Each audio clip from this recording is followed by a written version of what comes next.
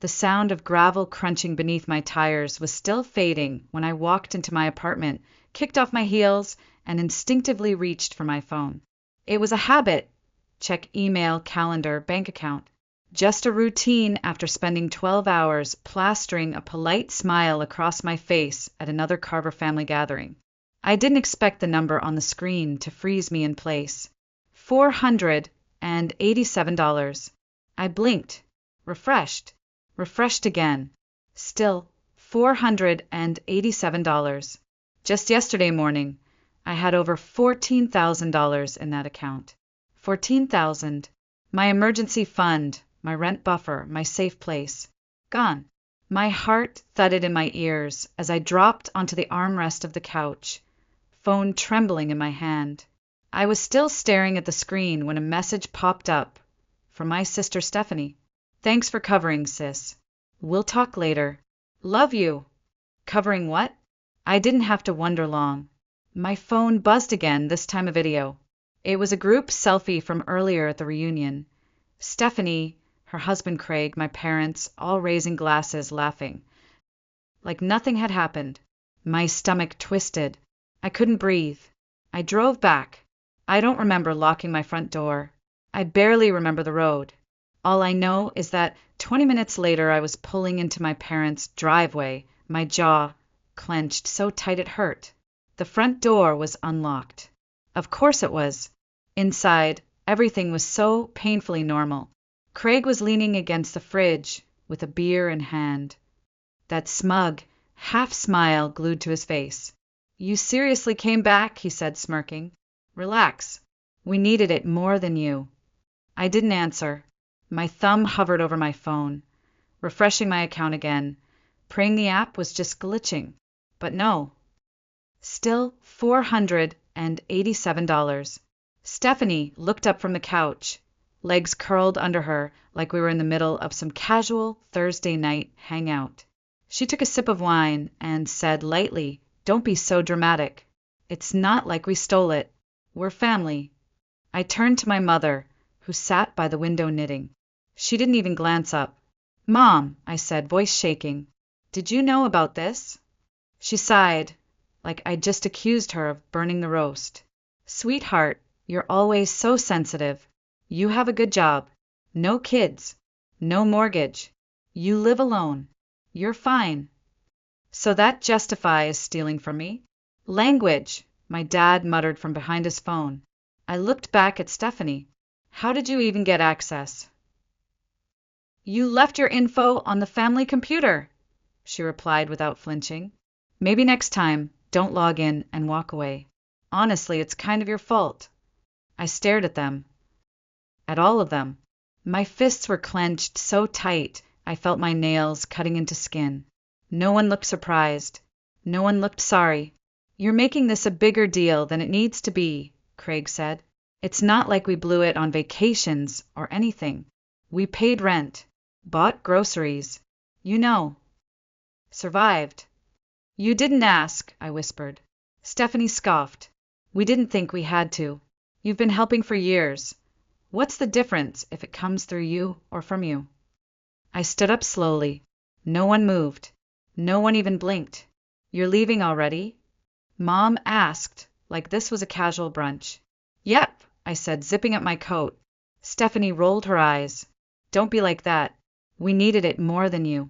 That's just facts. I reached for the doorknob. Then paused. Then you won't mind what's coming next. They laughed, but outside, something had already started. The cold night air slapped my cheeks as I walked toward my car, fists clenched, jaw locked so tightly I thought it might crack. I didn't even hear my cousin Jen approaching until she was right next to me. Rachel, she said gently, are you okay? No, I wasn't. But I didn't answer because if I opened my mouth, I would scream. I yanked the car door open and slid inside, gripping the steering wheel like it was the only thing keeping me grounded. My pulse was in my ears, my chest tight with something I hadn't named yet. Rage, betrayal, exhaustion. Maybe all of it, but this wasn't the first time. It never starts with thousands of dollars vanishing from your bank account. No, it starts much smaller. Slower. It starts with one little favor. Stephanie had forgotten to pay her phone bill once. She called me crying. I covered it. Then Craig lost his job and asked if I could spot them a little just for the month. I sent over 500. No payback. No thank you. Nothing. Then came the birthday gift for their daughter. I offered to help. I meant, let me know if you need backup. But they took that as Rachel's covering it and showed up to the party with a new iPad for an 8-year-old, bought on my card. Each time, they made it sound like I owed them. You're lucky, Rachel, Mom would say with that voice of hers, sugary sweet, but sharp like a needle under the surface. You don't have the struggles your sister does. God gave you ease so you could share it, she said once, like it was gospel. Dad chimed in plenty of times, too. Family means supporting each other. You wouldn't be here without us. Translation, we gave you life. Now give us your paycheck. I never asked for anything. Not when I was laid off for 6 months and lived off rice, eggs, and black coffee. Not when I skipped vacations 3 years in a row just to rebuild my savings. Not even when I helped pay off Stephanie and Craig's credit card debt 2 years ago. The one they swore they'd pay back as soon as things get better. They never did. They didn't even bring it up again. Last week, Stephanie had texted me. Still coming to the reunion? Should I put your name on the casserole list? I replied, yeah. Should I bring something? Her response came quick. Almost too quick. Just bring yourself. And your card. I thought it was a joke. Now I know it wasn't. I drove aimlessly that night, past glowing gas stations and closed coffee shops, my phone buzzing every few minutes with calls I didn't answer. I didn't want to hear apologies shaped like excuses, or guilt dressed up as affection. Somewhere around midnight, I found myself parked in front of the only place that had ever felt like home. Grandma June's old house. She'd passed away a few years ago, but I'd kept the key. She used to tell me, if they ever turn on you, Rachel, you come here. This door will always open for you. And that night it did. I stepped inside, turned on the lamp beside her old recliner, and sat down without taking off my coat. The quiet in that house felt like a blanket pulled tight around my shoulders. No one asking, no one needing, no one taking, just silence. And for the first time in years, it didn't feel lonely. I didn't sleep that night. I stretched out on the old floral couch in Grandma June's living room, the one that squeaked every time you shifted, and stared at the ceiling until the sky outside turned from black to gray. My phone was on silent, face down on the coffee table, blinking steadily like a heartbeat I didn't want to feel. At 6:08 a.m. I checked it. 5 missed calls, all from Stephanie. By noon it was up to 12. Then came a text from Craig. Just call her. She's freaking out. I waited until call number 15 before I picked up. Rachel. Stephanie's voice was low, shaky, almost unrecognizable. We have a problem. I didn't respond. The power company came today, she continued. We're way behind on the bill. Like months behind. And they're threatening to shut it off by Monday if we don't pay.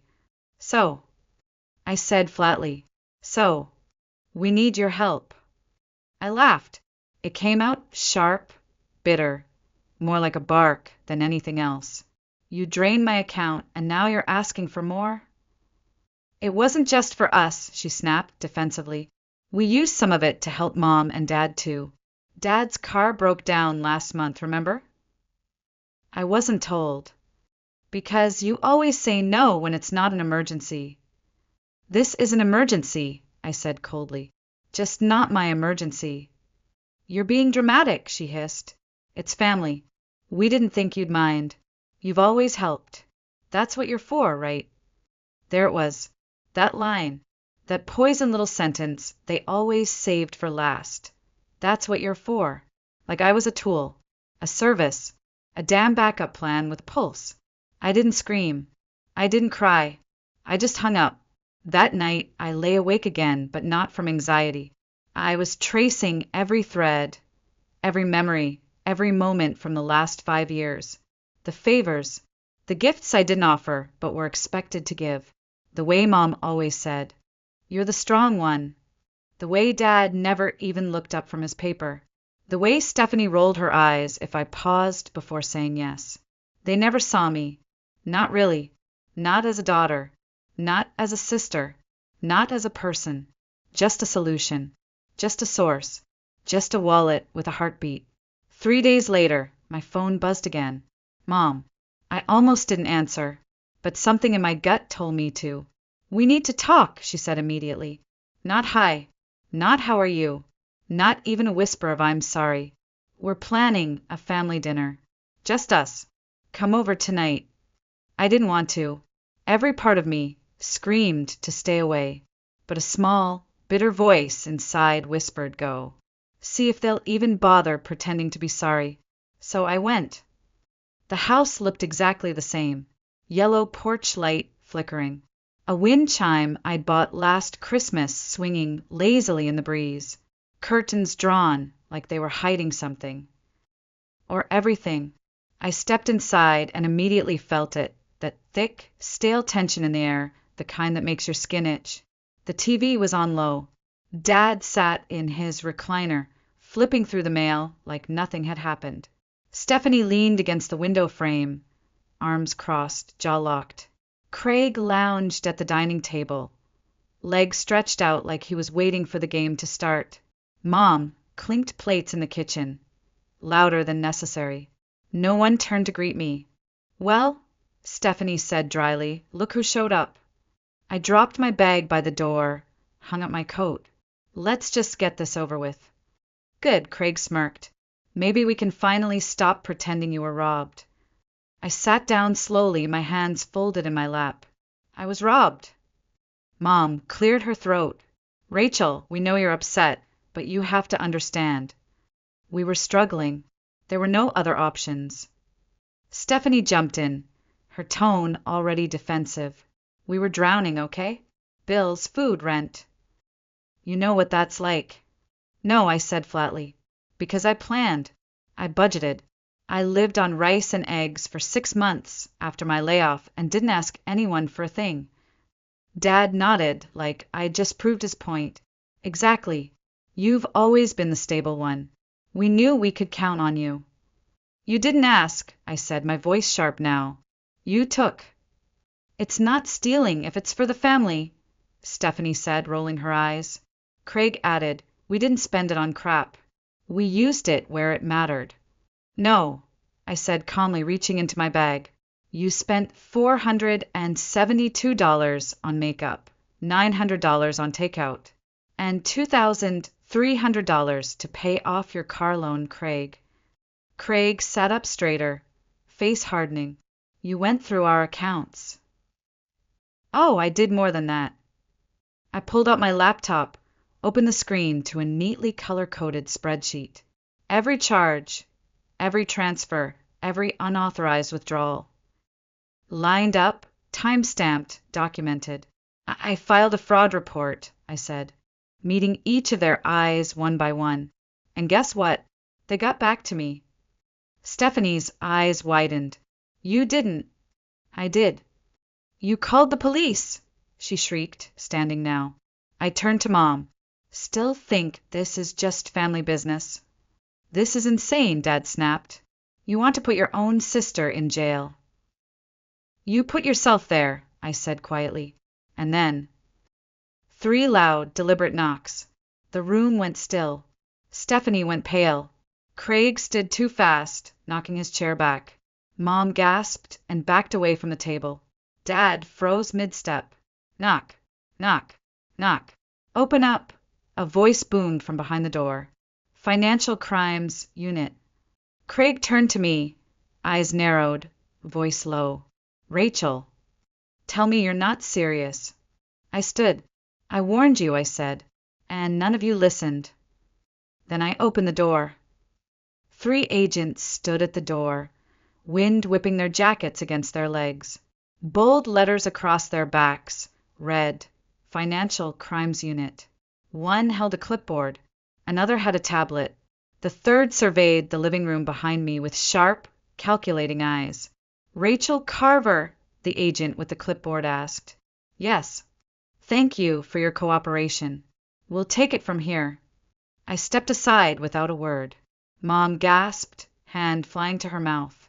Stephanie dropped into her chair like her knees gave out. Craig stood frozen, blinking as if he could rewind time with enough disbelief. One of the agents turned to them. "You are listed as parties of interest in an open case involving financial fraud and identity theft." Identity theft? Mom choked out. "Heck, she's our daughter." The agent didn't even flinch. "Family ties do not make illegal activity legal, ma'am. We didn't steal anything." Stephanie cried, standing again. "We had a right. She's always helped us.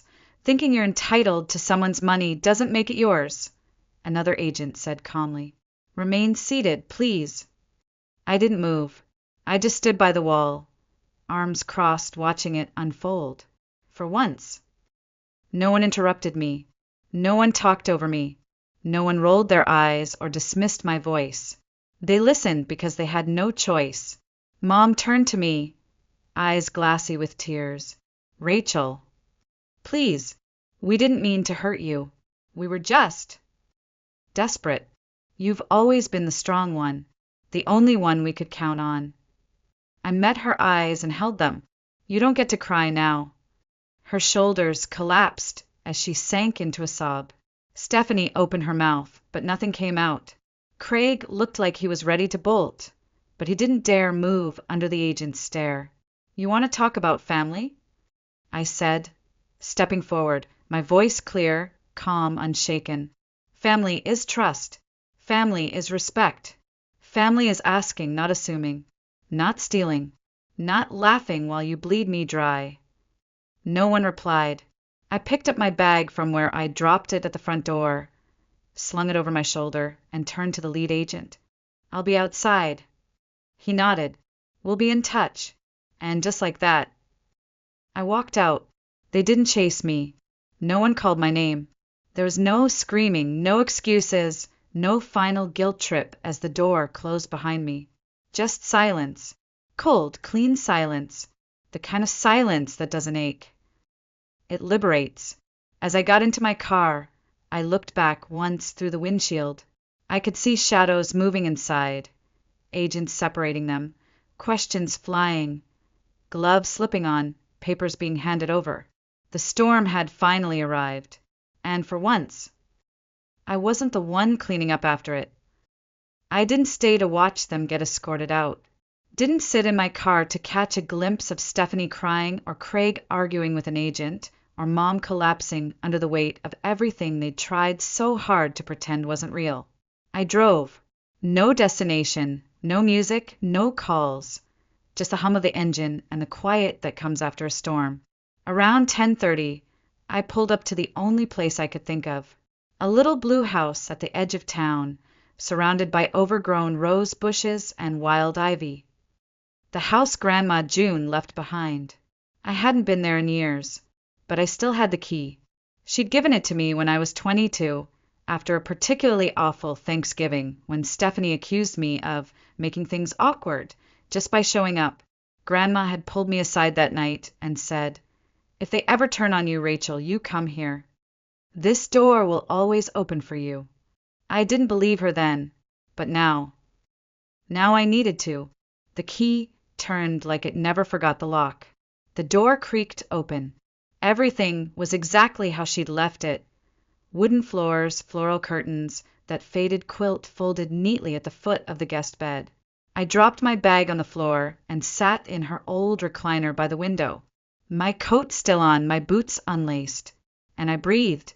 No one asking for money. No one guilt-tripping me for saying no.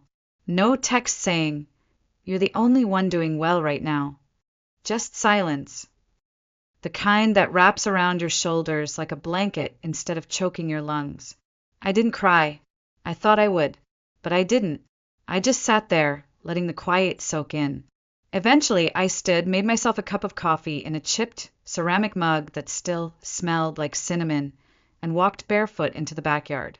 The grass was tall. The fence leaned slightly.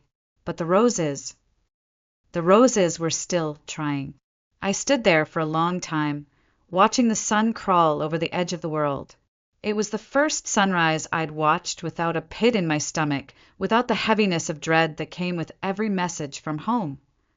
And when I finally went to bed, on that squeaky guest mattress that smelled faintly of lavender and old pages, I slept for 11 hours straight. No nightmares. No weight on my chest. No phone buzzing with thinly veiled demands wrapped in family emojis. Just sleep. Real sleep. And when I woke up, I didn't feel guilty for walking away. I felt free. The silence didn't last. It never does.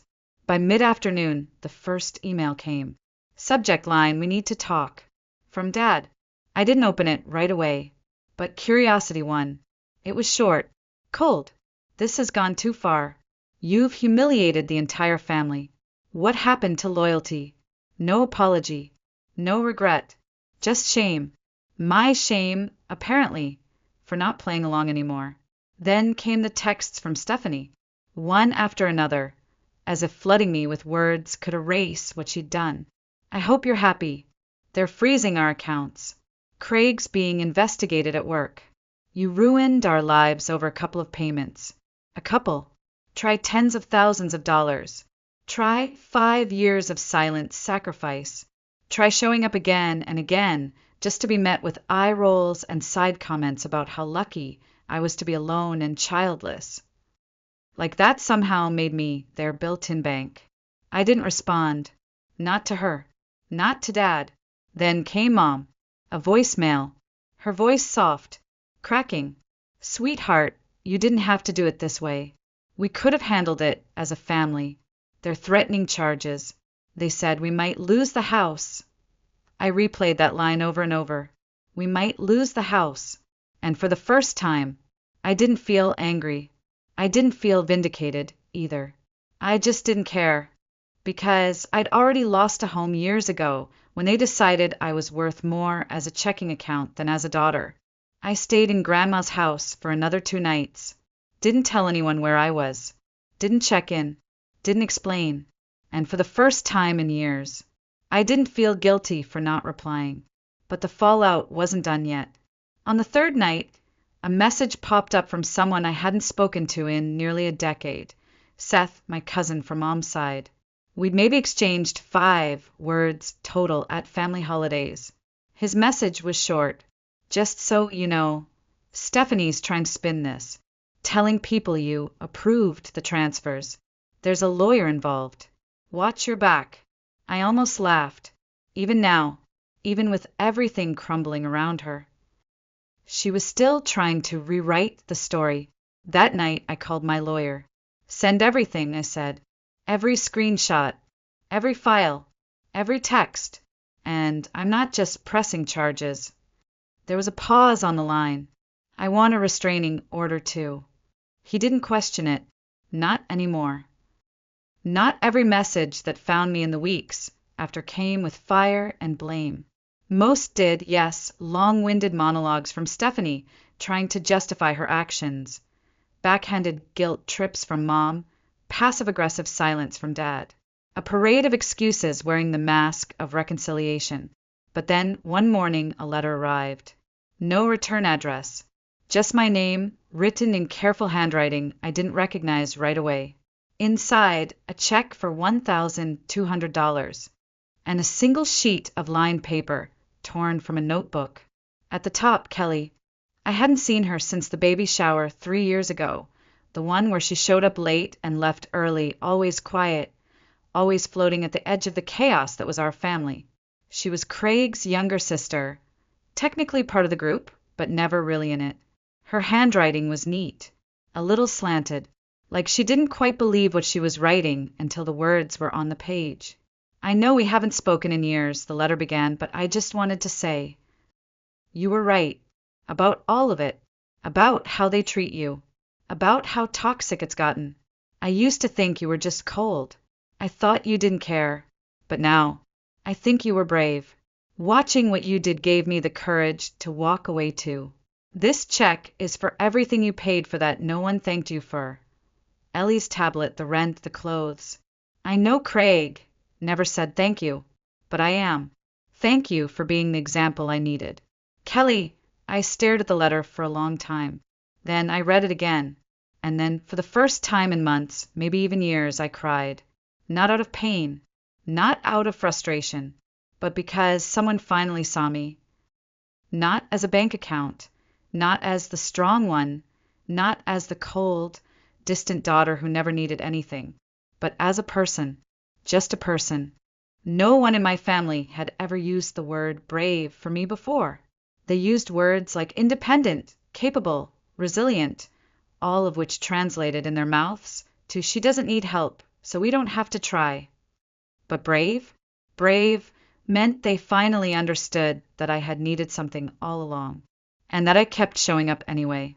I folded the check back into the envelope and placed it in my desk drawer, not to cash it, maybe one day, but because I wanted to keep it. A reminder that even in families like mine, someone might still choose to see clearly. For once, I didn't feel invisible. The call came just after sunset. Unknown number. I almost declined it. I'd gotten good at that, but something in me hesitated. I answered. Rachel. The voice was small, hoarse, almost a whisper. Stephanie. I didn't say anything. She kept talking. Look, I know I messed up. Okay, I went too far. I didn't think it would go like this. I stayed silent. Craig's been suspended. Mom won't stop crying. Dad won't even speak to me. And you, she hesitated, like she was choking on the words. You always had the power to ruin everything. And now you finally did. That made me blink. I leaned against the kitchen counter, letting the weight of her sentence sink in. I didn't ruin anything, I said, voice flat. I just stopped letting you walk over me. Silence. Then quieter. Can you just stop it now? Drop the charges. Please. I'll do anything. Just make it stop. For a second, just 1 second, I almost felt something. A flicker of the old me. The one who always picked up, always fixed it, always made it better. The sister who sent money without being asked. Who showed up to birthdays with gifts she couldn't afford. Who offered help even when she was drowning quietly herself. But then I remembered. I remembered that night at the reunion. That wine glass in her hand. That casual little smirk. That one sentence she tossed at me like it was nothing. We needed it more than you. And just like that, whatever softness had stirred in me dissolved. I smiled, but it was bitter, tired. A goodbye smile. No, I said gently. You made this mess. You live in it. I hung up. No screaming. No slamming. Just the sound of finality, of a door closing without the promise of ever opening again. That night, I made dinner for myself in peace. Pasta and nothing fancy. I played my favorite college album on low volume and sat on the porch with a cup of coffee, wrapped in Grandma June's old knit shawl. The sky was quiet. The phone didn't buzz. No one asked me for money. No one sent guilt-drenched texts that began with "Since you're the only one doing well." I wasn't their bank anymore. I wasn't their cushion, their backup plan, their emergency exit. I was just me, and for the first time, that was enough. It's strange how quiet peace really is. You expect it to feel like fireworks, like loud music and celebration. But for me, peace sounded like no one asking me for money, no one calling me selfish, no one sending long, winding texts that ended with, "You know you're the only one we can count on." Just silence. Glorious, uninterrupted silence. 3 months have passed since the night I walked out of that house. 3 months since I opened the door and let the agents in. Since I finally said enough. The fallout came fast. Stephanie and Craig tried damage control. Sent a lawyer to my attorney, hoping to privately resolve things. No apology, no responsibility, just fear. I told my lawyer, let it burn. A week later, Mom sent a letter. 10 pages. Her handwriting still neat, but trembling in places. She wrote about how things got out of hand, how they never meant to hurt me, how she hoped I could see the bigger picture. Her words still echo in my head. We just assumed you'd always be there. That's what good daughters do. That line told me everything I needed to know. Not, we were wrong. Not, you didn't deserve this. Just, you were supposed to stay quiet and keep giving. I didn't write back. I didn't call. And for the first time in my life, I didn't feel guilty about it. I moved. New apartment. New state. No more surprise visits. No more accidental run-ins at the grocery store. I even changed my number. My boss, probably noticing how focused I'd become, offered me a promotion. I took it. It's funny how much better you perform at work when you're not secretly paying someone else's mortgage behind the scenes. I sleep better now, eat better, breathe better, because I'm no longer carrying for people on my back who refuse to say thank you. Then, one morning, another letter showed up. No return address. Inside, a check for $1,200 and a note from Kelly. I left him. You were right. I was scared. But watching what you did gave me the courage to walk away too. This is for everything you paid for. Thank you for being the example I needed. I cried when I read that. Not because I was hurt. Not because I was sad. But because someone finally saw me. Not as a wallet. Not as the strong one. But as a person. People ask me sometimes, do you regret it? And the answer is simple. No, I don't regret standing up. I regret waiting so long. I regret every sleepless night. Every birthday I spent alone because they said I was too dramatic. Every time I made myself small so they could feel big. My therapist once asked me, why did it take you so long to say no? I told her, because I thought saying no meant I didn't love them. She nodded and said, saying no is how you teach people to love you back. I've never forgotten that. And if you're reading this, if you've been the strong one, the responsible one, the one who always gave and never asked, let me tell you what I wish someone had told me sooner. You don't have to set yourself on fire to keep others warm. You're allowed to stop. You're allowed to walk away. And when you do, you don't lose a family. You find yourself. I was 12 the first time I saw Samuel Brooks. He'd just moved into the house next door, a small white bungalow with peeling shutters and a fence that leaned ever so slightly to the left. Fairview was the kind of town where front porches were always swept, lawn signs told you who to vote for, and secrets traveled faster than mail. Within hours of his arrival, the rumors began to bloom like mold in humidity. "That's the man from the Givens case," whispered Mrs. Platt, clutching her cardigan like it could protect her from whatever evil she imagined. "The one who went to prison for assaulting a neighbor. A teacher, no less." I had no idea what the Givens case was, but my mom clearly did. That evening, as I reached for my bike helmet to ride before dinner, her hand shot out like a trap, grabbing my wrist so tight it left faint red imprints. "You don't go near that house," she said. Her voice, usually calm, sing-song soft, had dropped to something sharp and foreign. Not the fence, not the sidewalk, nothing. I wanted to ask why. I wanted to understand why someone dangerous would be allowed to live across from the neighborhood park, next to a family with a toddler, in a community where even mailbox height was debated at HOA meetings. But the look in her eyes froze the words in my throat. This wasn't up for discussion. Over the next few days, I noticed things no one else seemed to pay attention to. Mr. Brooks, always Mr. Brooks to my parents, like naming him gave him weight, never approached anyone. He didn't wave when people jogged past, didn't chat over hedges or accept welcome pies. He spent hours in his backyard tending a garden so meticulous it looked like a catalog spread. Tomatoes staked like soldiers, sunflowers reaching for symmetry, each row labeled with handwritten signs tucked into the soil. He kept his porch light on until 3:45 p.m. every weekday, exactly when my school bus dropped me off.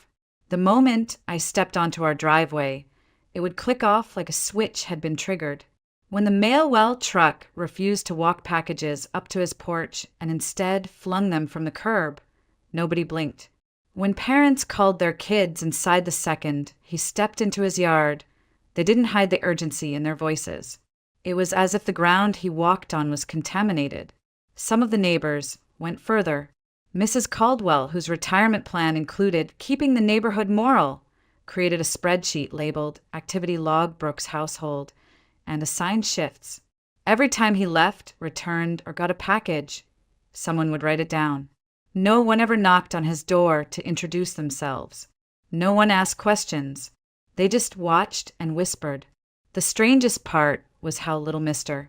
Brooks gave them to document.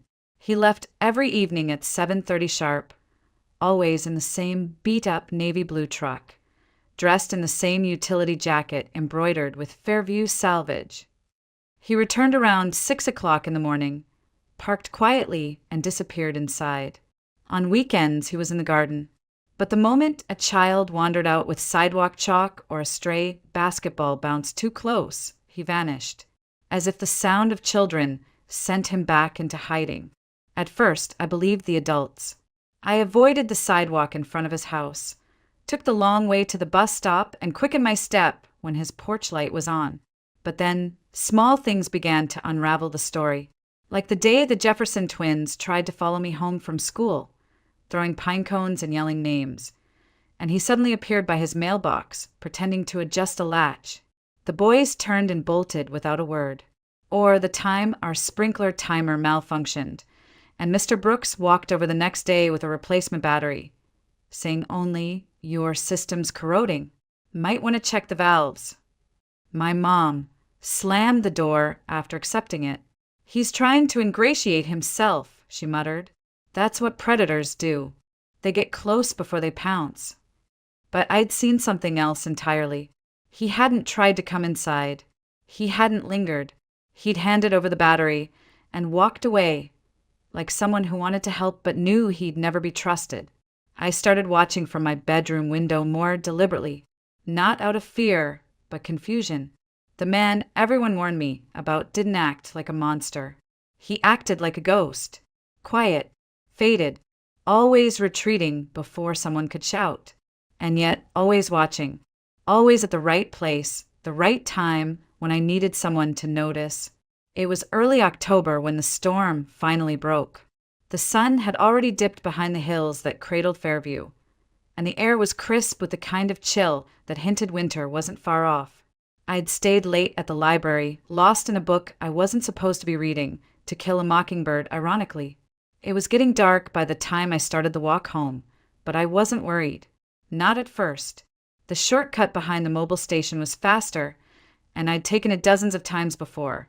But that night the air felt heavier. I heard the voices before I saw them. Well, if it isn't little Lila," someone sneered. Jake Horn and his two shadows, Ben and Tyler, stepped out from behind the dumpsters like a scene rehearsed too many times. Jake was already a junior despite still being in middle school. Shaved head, leather jacket, and a reputation for cruelty that even teachers pretended not to notice. He shoved me hard against the brick wall. My backpack hit first, then my shoulder. I winced. "You lost?" he asked, fake concern dripping from his voice. "Leave me alone," I said, my voice smaller than I wanted it to be. Ben laughed and grabbed my backpack, unzipping it like it belonged to him. My books spilled onto the pavement, one landing in a puddle of something that smelled like rotten oil.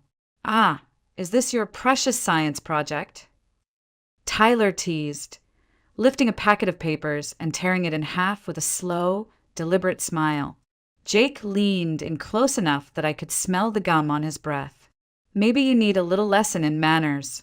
I don't know what I would have done. Probably cried, maybe tried to run. But then, from behind the rusted dumpster, a voice. Problem here. It wasn't loud. It wasn't aggressive. But something about the tone, calm, measured, almost bored, made the three boys freeze mid-smirk. Samuel Brooks stepped out of the shadows. His hands were in his coat pockets. He wasn't holding anything. He didn't even look angry. But Jake's face drained of color. "And no problem, sir," he stammered, his voice suddenly cracking. Tyler stepped back, dropping the torn paper. "We were just leaving." Samuel didn't say another word. He didn't have to. They scattered like roaches, their sneakers slapping against the pavement as they ran toward the streetlight. For a moment, the alley was silent again.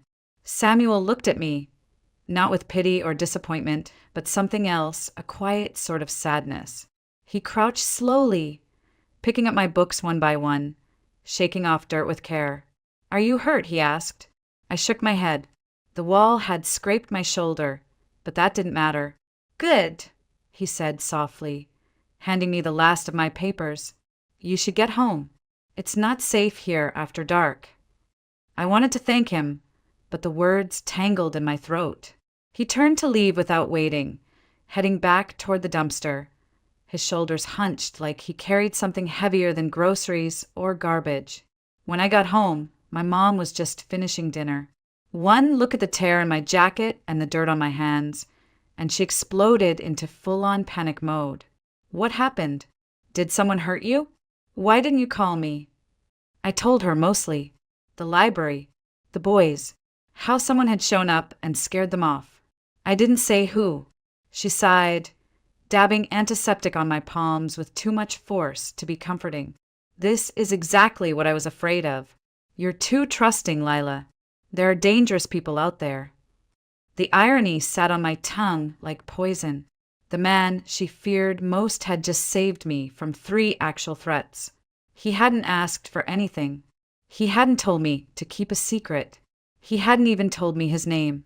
He just helped. But the next day, the truth caught up with me.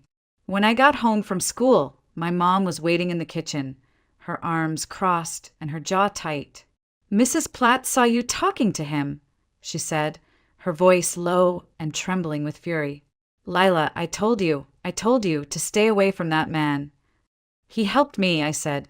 "He didn't do anything wrong. Don't you dare defend him."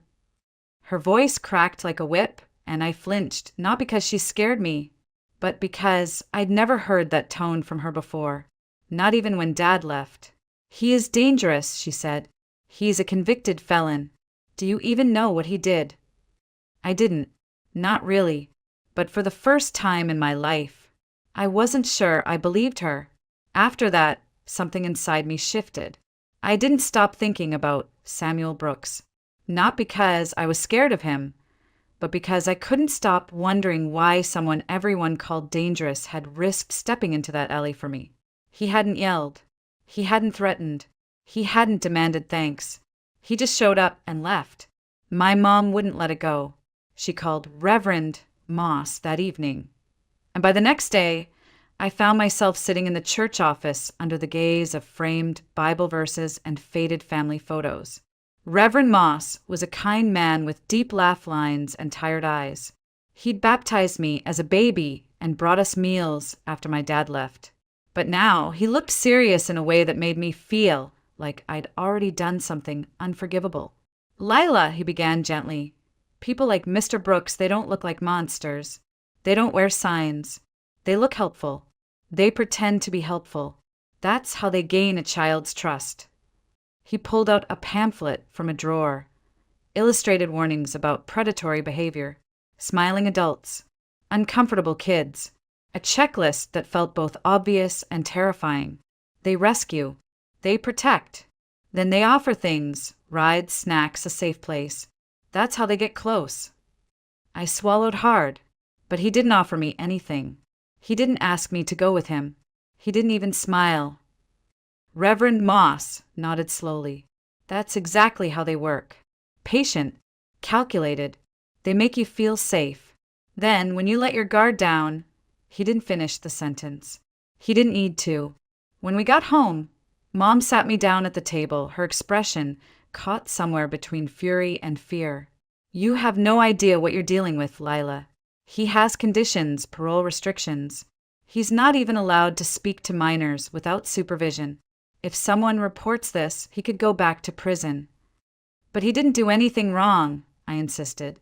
"He just helped me." "That's not the point," she snapped. The point is you disobeyed me, and you interfered with a dangerous man's parole. You could have been hurt. Or worse. I nodded. I apologized. I promised to stay away. But I didn't stop watching. I began documenting everything. At first, it was just little things: when he left for work, when he came home, how often he watered the sunflowers. But soon patterns emerged. Samuel left every night at 7:30 sharp. He always wore the same navy jacket with Fairview salvage stitched into the chest. His truck had a dented bumper and a cracked tail light. He drove straight down Harper Avenue, toward the industrial part of town. He returned at dawn, always alone. On weekends, he stayed home, worked in the garden, tended to the porch, trimmed the hedges. But the moment any neighborhood child appeared outside, he disappeared like a shadow retreating into light. He never played music, never had visitors, never received phone calls loud enough to hear from outside. It was starting to feel less like hiding guilt and more like avoiding accusation. And yet, something else caught my attention. His garden. It wasn't just in the center of his backyard, like most people would place it. He'd positioned it with surgical precision, angled to face the street, and more importantly, facing the 2-story brick house 2 doors down, Dr. Calvin Monroe's house. Dr. Monroe was the opposite of Samuel Brooks in every way. He was charming, outgoing, smiled too much. He ran community parenting nights and handed out flyers on child psychology. He offered free tutoring on Thursdays. Parents adored him, and Samuel Brooks never stopped watching his house. I tested it one Saturday morning. I brought a book outside and sat on the porch swing, deliberately facing his yard. I wanted to see what he'd do. Sure enough, within 5 minutes, the curtain in his living room shifted. I looked up just in time to catch the edge of his profile as he peered toward the street. He didn't wave. He didn't smile. But when a white van I didn't recognize drove slowly past our block, he moved, slipping from one window to the next to keep it in view. When the van circled back, he stepped outside, leaned against the porch column, and didn't blink until the vehicle turned the corner. Only then did he disappear again. Later that day, I told my mom about the van. Her expression twisted immediately into alarm. What kind of van? What color? Who was driving? I mentioned Samuel had been watching it too. Her face hardened. He was probably the one in that van earlier. Predators case neighborhoods. That's what they do. It didn't make sense. Why would a predator scare himself off? Why would someone spend every Saturday silently tracking the same house across the street while making sure the neighborhood kids stayed out of sight? Why did this all feel backwards? And why, when I thought about what had happened in that alley, did I feel safer with the man everyone feared than I did with the boys everyone ignored? I couldn't stop thinking about Dr. Monroe's house. It always looked perfect. Red shutters, white trim, freshly mowed lawn. Parents came and went like clockwork, dropping off their kids for enrichment sessions or adjustment counseling. On Thursdays, you could see a line of minivans parked along the curb. Jenny Harmon, my friend from school, went there twice a week. She said he gave her snacks and let her play with therapy dogs. Her mom called him a gift to the neighborhood. But every time I saw Dr. Monroe laughing with parents, Samuel Brooks was somewhere nearby, watching. It was becoming hard to ignore. I decided to test one more thing. That Thursday, instead of walking straight home from school, I took the long way, cutting through Riverside Park. It was a known spot for older kids who smoked behind the tennis courts or skipped school under the gazebo. My mom had forbidden me from going there alone, but I needed to know. I barely made it past the swings before I heard them. "Look who wandered into the woods," Jake said, flicking his cigarette to the side. His voice was low and smug. Ben and Tyler flanked him like wolves. I kept walking. "Oh, don't be like that," Tyler called. "We were just wondering if you needed someone to walk you home. You know, since you like dangerous men and all." They started closing in. My palms went cold. I could see the edge of the street through the trees, but it felt miles away. Jake stepped in front of me. "What's the matter, Lila? Scared? Maybe you should scream. I bet that freak next door will come save you again." I turned to run, then froze. Footsteps. Behind me, steady and unmistakable. "There's my neighbor," Samuel said, his tone casual, almost friendly. "Ready to head home, Lila?" Everything stopped. Jake blinked. Ben backed up. Tyler lowered his phone. "We were just talking," Jake muttered. "Sure you were," Samuel said, not raising his voice. "Let's go, Lila." I didn't say a word. I just moved. We walked in silence until we reached the sidewalk, out of sight of the park. Then he stopped. "That was reckless," he said quietly. "You put yourself in danger to see if I'd show up." I stared at him. "How did you know I was there?" He looked straight ahead. I didn't. "I was walking to the store and heard your voice. Recognized it." "You said I could ask," I blurted. He paused. "Yes, I did. Why does everyone say you hurt a kid?" He didn't answer right away. The street was silent. A dog barked in the distance. A lawn sprinkler clicked to life down the block. Then he said, "Because I did hurt someone, but not the way they think." Before I could ask what that meant, my mother's voice rang out from our porch. "Lila Marie Raymond, get away from that fence now." She stood there, phone in hand, face pale with fury. I was just inside, now. I followed her in, heart thudding. That evening, she sat me down like I was about to be sentenced. "I've called Reverend Moss. He's calling the sheriff's office. What you did was dangerous, not just for you, but for him. He's not allowed to talk to you. You could send him back to prison." "But he didn't. This is not up for debate, Lila," she snapped, and her voice cracked. Not from anger, but something closer to fear. "You're a child. He's a convicted felon, and you have no idea what these men are capable of. Do you understand me?" I didn't answer, because no, I didn't understand. If Samuel was a predator, why did he go out of his way to avoid kids? Why did he flinch every time one came near? Why did he spend so much time watching, not them, but Dr. Monroe? If he was grooming me, why didn't he ever try to get close? Why did he seem so tired all the time, like he'd been holding up the sky and no one else even noticed? That night, I lay awake, staring at the ceiling. And that's when I heard it, shouting.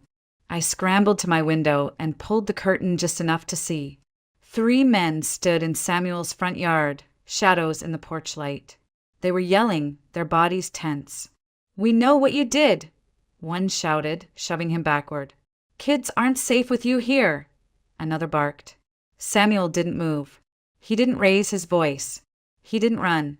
"We should take care of this now," the third man growled, "before he hurts anyone else."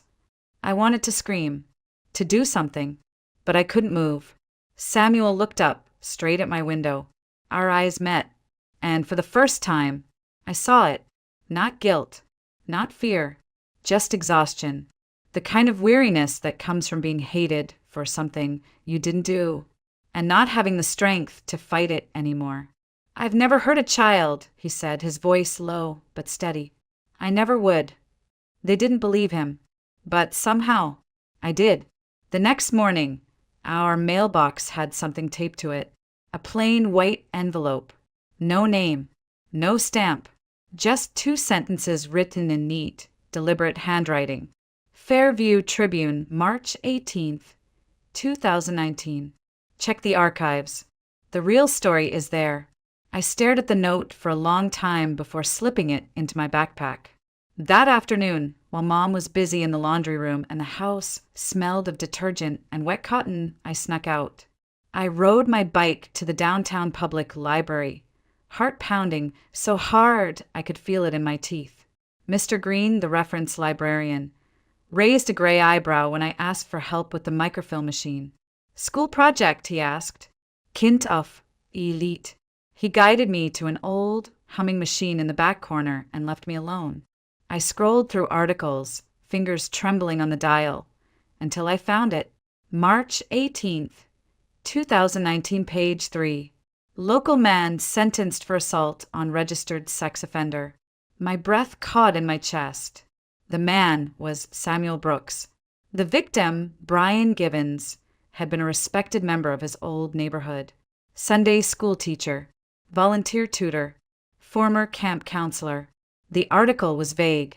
It said Samuel had reported Givens multiple times, raising concerns about disturbing patterns involving children. But when nothing was done, Samuel confronted him directly.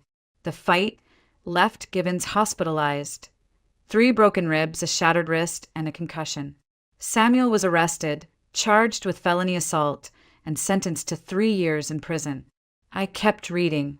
Buried beneath the fold was a quote from Detective Marla Kingsley. While Mr. Brooks' actions were unlawful, his persistence likely prevented further victimization. Several minors have since come forward with allegations against Mr. Givens. I clicked through the database. There were follow-up articles. 17 children. 17. They'd been attending Givens' reading club and mentorship program. For years, he'd used his position to isolate and abuse them. Samuel had seen it. He'd reported it. He'd begged authorities to investigate. When no one listened, he acted, and they sent him to prison. My chest tightened as I printed every article I could find. It wasn't just assault. Samuel had built a case, documenting license plates, tracking behavior changes in the kids, recording who came and went. He even submitted evidence to child services, but no one moved. Because he wasn't a cop, he wasn't a parent, he was just a neighbor. The moment I got home, I laid the stack of articles on the kitchen table. Mom walked in, paused, and frowned. "What's all this?" "Read it," I said. She did. She read in silence, mouth tightening, hands beginning to shake. Halfway through the second article, her lips parted. By the fourth, she sat down. By the last one, she was crying. "Oh my God," she whispered. "We got it wrong. We got it so wrong." She looked at me, her voice hoarse. "That man, he went to prison trying to protect children, and we treated him like a monster." I nodded. "There's more," I said quietly. I showed her the page about Brian Givens, the connection to Dr. Monroe. They'd corresponded. Letters. Prison visits. Givens had called Monroe his successor. Mom's hand flew to her mouth. The man we'd trusted. The man who ran parenting workshops and offered free counseling. The man who hugged children at the community fair. He was Givens' student. That night, for the first time in my life, I saw my mother walk across the lawn and knock on Samuel Brooks' door. I watched from the window. He answered, and she handed him the printouts. They spoke for several minutes. She cried. He didn't. When she came back inside, her eyes were red. I asked what she said. "I apologized," she replied simply, and told him I was ashamed. What did he say? That he understood. That fear makes people do cruel things, and that he didn't blame us for wanting to protect our kids. It broke something in me to hear that. He didn't blame us, even after we'd blamed him for everything. It didn't take long for the neighborhood to fracture. Some people, like my mom, couldn't read the articles fast enough. Others refused to believe them. Mrs. Platt, who had led the safety watch with military precision, insisted the stories were fake. "Anyone can forge a newspaper article," she said, lips thin with denial. He probably planted them. But when Reverend Moss contacted his law enforcement friends in Portland and confirmed everything, even Mrs. Platt fell silent. 1 week later, Fairview police raided the house 2 doors down from ours, Dr. Calvin Monroe's house. They seized hard drives, photographs, envelopes. They uncovered letters written to and from Brian Givens, recordings, diaries, counseling logs that had been doctored to explain erratic child behavior. And worst of all, they found names. 12 children from our neighborhood. Jenny was one of them, the girl who'd gone to tutoring twice a week, the one who used to braid friendship bracelets on my porch. She stopped speaking for weeks after the raid. As the investigation unfolded, one thing became painfully clear. Someone had been watching Dr. Monroe, documenting, recording, building something airtight. That someone was Samuel Brooks. When Detective Kingsley stood in front of a crowd of reporters, she said what no one else had dared to. Mr. Brooks provided the foundational evidence that allowed us to pursue this case.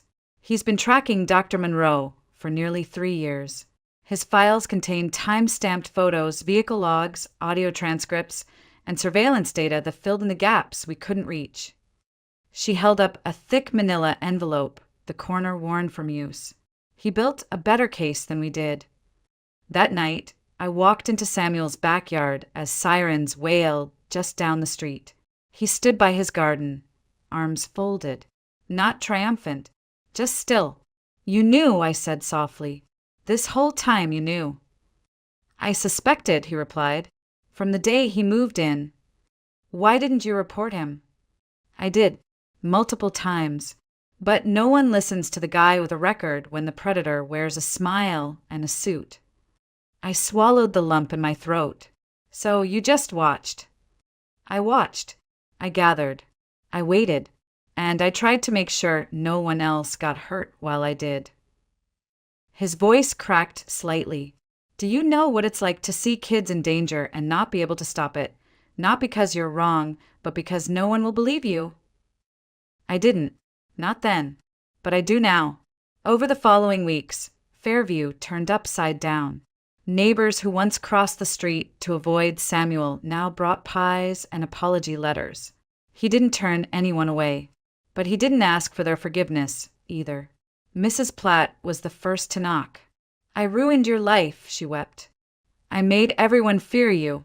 He only said, "You were trying to protect your grandkids. I can't fault you for that." The city wanted to honor him, an award, a ceremony, a plaque. He declined. "I didn't do it for recognition," he told my mother. "I did it because kids deserve to be safe." 3 months later, a for sale sign appeared in his yard. He said it wasn't because of hate he'd had enough of that. It was because he'd finally found something he'd been searching for all along. Peace. The day he moved out, he left me a letter. "Lila, thank you for being brave enough to look for the truth when everyone else stopped trying. You asked questions that mattered. You trusted your eyes, not the noise. You reminded me that silence isn't always safety, and sometimes children see what grown-ups won't. Keep asking. Keep listening to your gut. Keep choosing curiosity over comfort. That's how change begins. Stay safe. Samuel P.S. I left something for you in the garden, behind the sunflowers. I found a small metal box buried beneath the soil. Inside, a photo of Samuel in uniform, much younger, standing with a group of soldiers in front of a tan stone wall marked Afghanistan, 2009. And next to it, a brand new bike lock and a key. So you can ride without fear. Kids shouldn't have to worry about monsters, especially when the real ones don't always look like monsters at all. They tore down Dr. Monroe's house that spring. In its place, the city built a park. There's a small plaque beneath the swings that reads, "In memory of courage, for those who speak up when no one wants to listen." Now I'm 25, a social worker. I investigate abuse claims and listen to voices people dismiss. And every time I step into a case that no one wants, I think of Samuel Brooks, the man we feared, the man we judged, the man who saved us all.